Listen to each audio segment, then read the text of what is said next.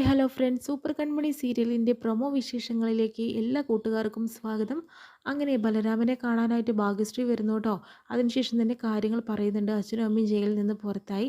ഞാൻ ഒരു ദിവസം അവരെ കിടത്തണം എന്ന് വിചാരിച്ചു. പക്ഷേ ഇപ്പോൾ ആകെ പ്രശ്നമാണ്.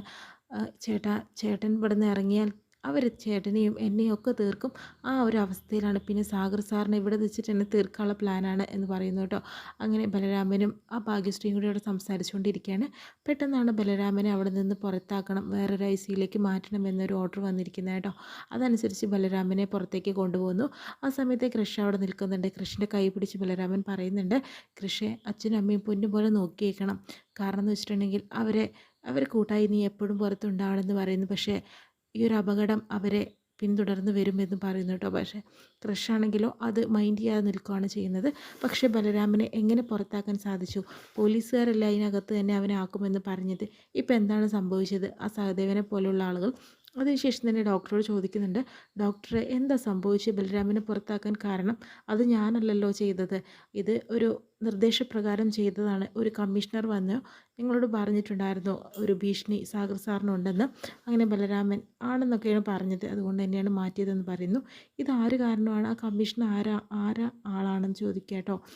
അതിന് പറയുന്നുണ്ട്, കമ്മീഷണർ ആ ഒരു കുട്ടി ഉണ്ടായിരുന്നല്ലോ നിങ്ങളുടെ കൂടെ ഇവിടെ വന്നിട്ടുണ്ടായിരുന്നത്, ആ കുട്ടിയുടെ ഫ്രണ്ടാണെന്നാണ് പറഞ്ഞിരിക്കുന്നത്. അതായത് കൺമണിയുടെ ചോദിക്കുന്നുണ്ട്. അതെ എന്ന് പറയുന്നു കേട്ടോ.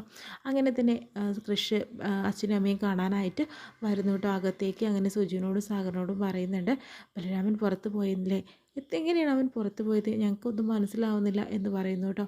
പക്ഷേ ഒരു കാര്യം മനസ്സിലാക്കണം, ഇത് ഒരു കമ്മീഷണറാണ് ചെയ്തതെന്ന് പറയുന്നു. ആ കമ്മീഷണർ കൺമണിയുടെ സുഹൃത്താണ് അച്ഛ എന്ന് പറയുന്നു കേട്ടോ. അപ്പോൾ കൺമണി ഇവിടെ വന്നിട്ടുണ്ടായിരുന്നു ചോദിക്കുന്നുണ്ട്. അവൾ വന്നിട്ടുണ്ടായിരുന്നു, പക്ഷേ അച്ഛനെ കാണാൻ അവർ സമ്മതിച്ചില്ല എന്ന് പറയുന്നു കേട്ടോ. എന്തായാലും സാഗറിൻ്റെ മുന്നിൽ നിന്ന് ബലരാമൻ ഒഴിഞ്ഞു പോയിരിക്കുകയാണ് ഇപ്പം. അതിനുശേഷം തന്നെ കൺമണിയുടെ മഹത്വം എല്ലാവരും തിരിച്ചറിയാം കേട്ടോ. ആ ബലരാമനെ എങ്ങനെ തലയിൽ നിന്ന് ഒഴിച്ചു വിട്ടത്, ആ ഐസിയിൽ നിന്ന് അവനെ മാറ്റിയല്ലോ എന്നൊക്കെ അവിടെ മാനസയും ഹേമയും അതുപോലെ തന്നെ ആൻറ്റിയുമൊക്കെ നിൽക്കുമ്പോൾ സംസാരിക്കുന്നു കേട്ടോ.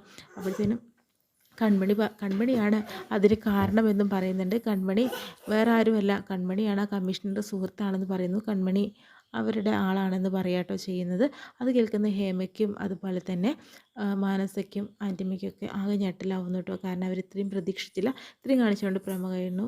എപ്പിസോഡായിട്ട് കാണാം.